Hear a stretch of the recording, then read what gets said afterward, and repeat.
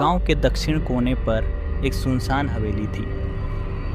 कोई उस हवेली के पास जाने की हिम्मत नहीं करता था, खासकर रात के समय। एक दिन आदित्य और उसके दोस्त गांव की इस पुरानी कहानी की सच्चाई जानने के लिए उस हवेली में जाने की ठान लेते हैं। यह सिर्फ एक अफवाह है, आदित्य ने कहा।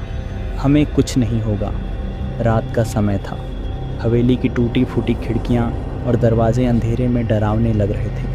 हवेली के पास पहुंचते ही ठंडी हवा चलने लगी। जैसे ही उन्होंने अंदर कदम रखा, दरवाज़ा अपने आप जोर से बंद हो गया। यह हवा थी।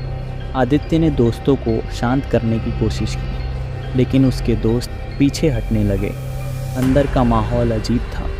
दीवारों पर पुरानी तस्वीरें लटकी थीं, जिनमें एक खूबसूरत दुल्हन दिखाई दे रही थी। उसकी आंखें कुछ ज़्यादा ही जीवंत लग रही थीं, जैसे वे उन्हें देख रही हों। क्या यह वही दुल्हन है? उसके दोस्त ने धीमी आवाज़ में पूछा। तभी एक धीमी फुसफुसाहट सुनाई दी। क्यों आए हो यहाँ? सभी ने इधर उधर देखा, लेकिन कोई दिखाई नहीं दिया।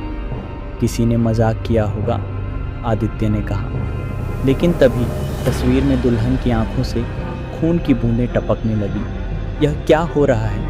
एक दोस्त चीख पड़ा। तभी अचानक सीढ़ियों से सफ़ेद साड़ी में एक महिला उतरने लगी। उसका चेहरा घूंघट से ढका हुआ था, लेकिन उसके कदम हवा में तैर रहे थे। कौन हो तुम? आदित्य ने कांपते हुए पूछा। उसने घूंघट उठाया।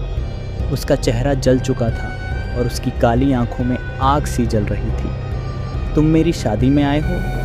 उसने गुस्से में कहा। सभी ने भागने की कोशिश की, लेकिन उनके पैर ज़मीन से चिपक गए। महिला ने ज़ोर से चीख मारी और पूरी हवेली में उसकी आवाज़ गूंजने लगी। एक दोस्त बेहोश होकर गिर पड़ा।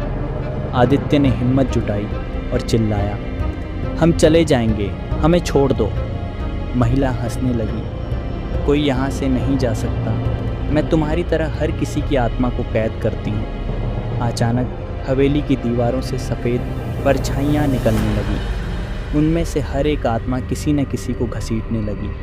आदित्य ने अपने दोस्तों को बचाने की कोशिश की, लेकिन वह खुद चुड़ैल के जाल में फंस गया। सुबह होने पर गांव वालों ने हवेली के पास आदित्य और उसके दोस्तों की जली हुई तस्वीरें देखी, लेकिन उनके शरीर कभी नहीं मिले। अब कहा जाता है कि हवेली में हर रात और आत्माएं जुड़ती रहती हैं।